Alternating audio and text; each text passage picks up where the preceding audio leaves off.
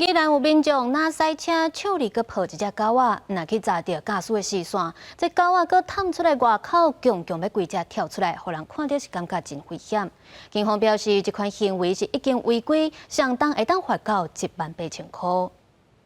民众伫路上赛车，所发现头前的驾驶竟然抱着一只狗，而且狗仔挖一半身躯也趴伫车窗外，伊直讲根本是危险驾驶。就看到我右边有一辆车，都会有一只狗趴在那个驾驶座的窗户外面。那其实这样子我看到的时候，其实当下是觉得蛮傻眼，而且蛮危险的，而且在行进间。是。 这个驾驶拿赛车拿望狗仔，狗仔会当讲抓到后视镜。民众表示，这款的驾驶行为真正真危险，也关到那狗仔一紧张跳出车外，恐惊造成严重的交通事故。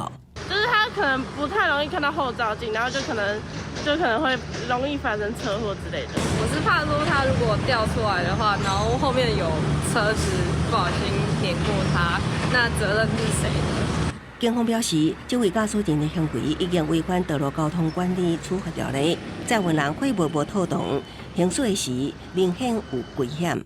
该行为已违反《道路交通管理处罚条例》第30条第1项第7款，载运人客货物不稳妥，行驶时显有危险。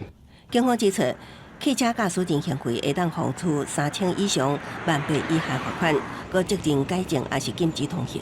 提醒驾驶人，若有载运宠物时，爱将宠物保护好势，也是用宠物拿，避免让宠物冲出窗外，以维护用路人的安全。